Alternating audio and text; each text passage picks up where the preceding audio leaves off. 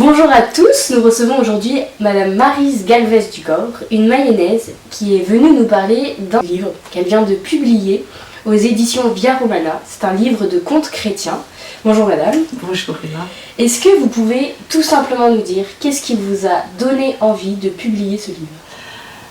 Alors écoutez, dans ma vie professionnelle comme dans ma vie personnelle, j'ai remarqué en fréquentant des enfants d'âge et d'horizons très différents que les enfants étaient curieux de Dieu et que finalement Dieu a toutes les réponses à leurs questions qu'on peut qualifier d'existentielles, et des enfants très jeunes posent la question de d'où je viens, quelle vie je vais avoir, est-ce que je suis aimé, et la mort, qu'est-ce que c'est ? Dieu donc répond à ces questions. D'où je viens, eh bien, l'enfant apprend que Dieu l'a créé par amour, dont je suis aimé. Et il a un projet pour moi. Donc, quelle sera ma vie ? Eh bien, je vais être accompagnée. Je vais être accompagnée tout au long de ma vie par une personne qui m'aime. C'est une bonne nouvelle. Et puis, la mort, eh bien, quelqu'un m'ouvre le chemin. Et ce quelqu'un, il m'est offert à Noël. Un grand frère qui, tout au long de ma vie, va m'aider à parcourir cette route jusqu'au ciel, jusqu'à la vie éternelle. Donc je trouve que c'est une bonne nouvelle et qu'elle mérite bien qu'on la présente aux enfants. C'est pour moi le plus beau des cadeaux de Noël à offrir à des enfants. Vous, pour la présenter aux enfants, vous avez écrit des contes. Alors j'ai écrit des contes quand mes enfants étaient jeunes. Et maintenant j'ai la chance d'être grand-mère et je constate cette avidité de sens en fait. Les enfants cherchent le sens. Qu'est-ce que c'est que cette histoire de Noël ? Et c'est important de ne pas, j'allais dire, occulter le message. Je trouve que le message est brouillé par tout ce qu'on voit comme le chocolat. On se demande si à Noël on fête le dieu chocolat en fait. D'ailleurs j'avais dit ça à mes petits-enfants qui avaient vraiment éclaté de rire, ils avaient bien compris que c'était pas ça qu'on fêtait à Noël. Vous en fait vous proposez à travers ces contes de revenir à l'essentiel.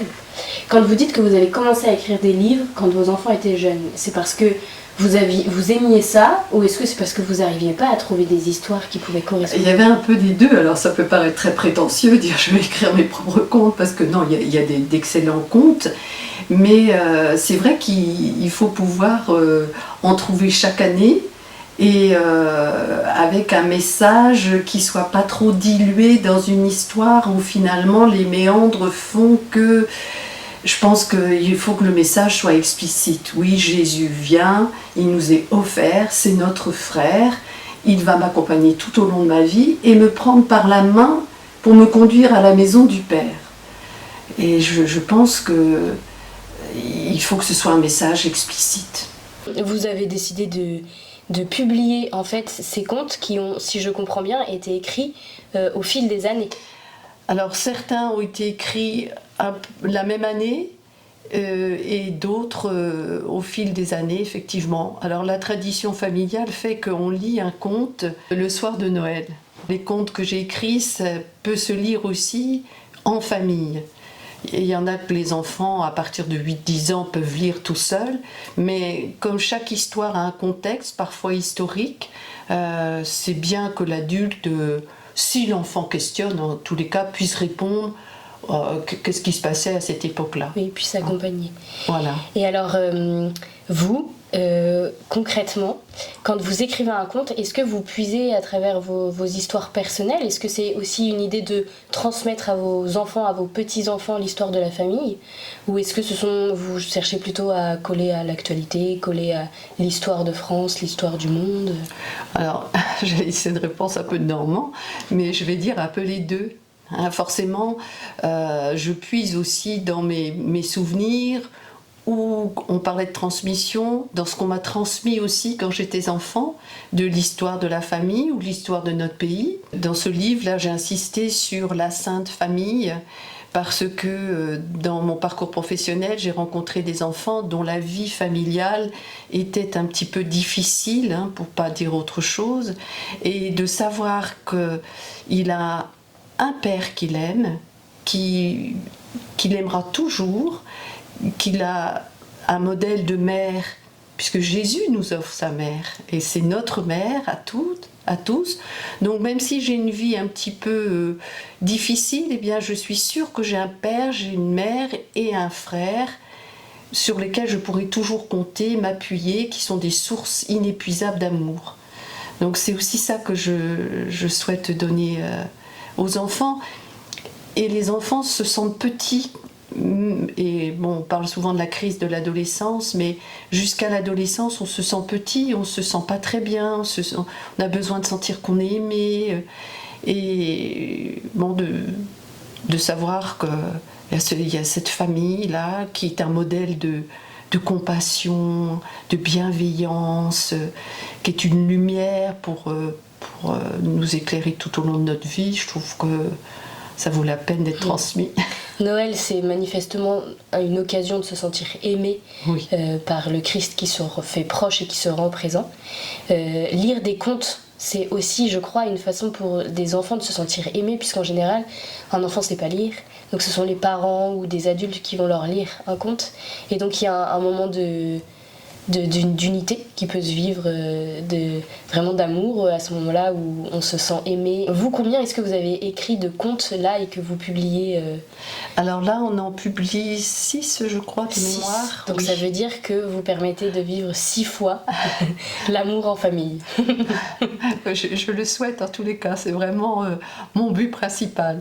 Et alors, vous avez choisi 6 contes. Oui. Est-ce qu'il y a quelque chose qui les relie tous ensemble, ces contes ? Est-ce que, je ne sais pas, à la fin de chaque histoire, il se passe un élément clé, ou est-ce que chaque conte a des valeurs, une découverte particulière ? Alors le lien, c'est autour de la Sainte Famille, là, ces contes-là. Mais c'est vrai que le fait de se retrouver le soir de Noël autour d'un conte, ou les jours précédents, ou là, pour les dimanches de l'Avent, préparer son cœur à Noël.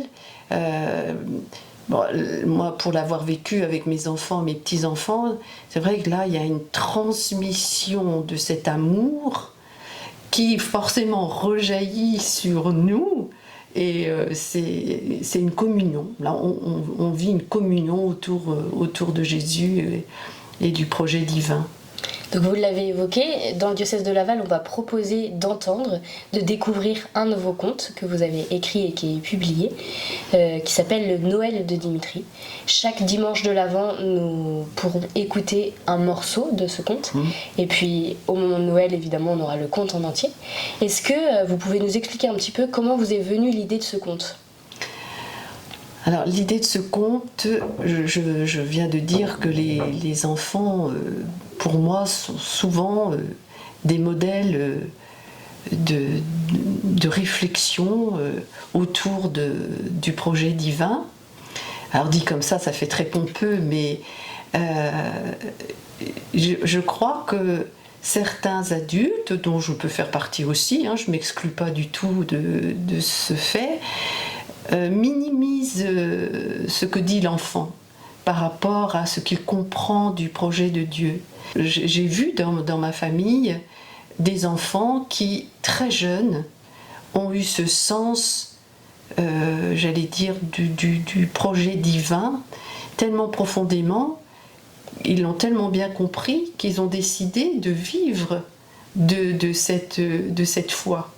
Et dans mon Noël avec Dimitri, c'est ce que je montre un petit peu, je montre modestement, mais cette foi profonde d'enfants qui, comme ceux d'aujourd'hui, sont dans un monde chaotique.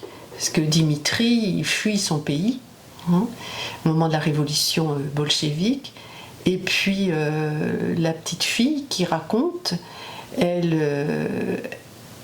a vécu les événements de la guerre 14-18 avec un père blessé au combat.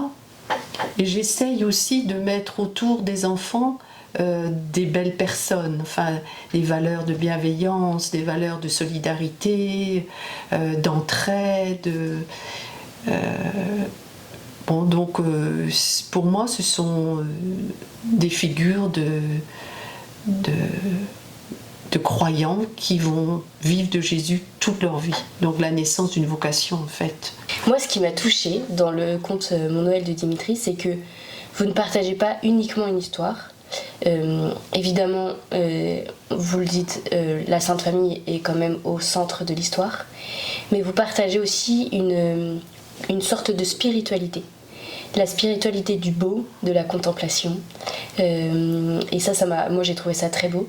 Est-ce que finalement vous pensez que regarder les contes de Noël peut nous aider à adopter ce regard d'enfant que parfois en tant qu'adulte on oublie en fait, on oublie de juste s'arrêter et de regarder? Alors dans le conte, les enfants sont... Dimitri en tous les cas, on imagine qu'il a pris avec sa maman, qu'ils arrivent en France, c'est arrivé à des milliers de Russes blancs. Il a ramené quoi? Il a ramené une icône. Et la petite fille française qui découvre l'icône, elle pense au départ que c'est un tableau. Mais elle dit qu'elle est émerveillée par ce qui émane de cette icône. Et ça la touche jusqu'au cœur, jusqu'à l'âme. Et c'est pas un hasard si Dimitri a sauvé l'icône. Et bien alors justement, on va proposer à tous les Mayennais d'écouter les podcasts qui vont être publiés pour découvrir ce conte de Noël et découvrir avec Dimitri et sa nouvelle amie la beauté de la contemplation des icônes. Merci beaucoup d'être venu nous partager votre aventure. Merci beaucoup à vous.